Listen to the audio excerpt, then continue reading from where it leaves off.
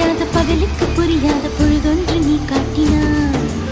இதயத்தில் நீ இருப்பதனால் நான் தூங்கும் நேரத்தில் என்னுள்ளே தூங்காமல் நெஞ்சுக்குள் வாயாடினாய்.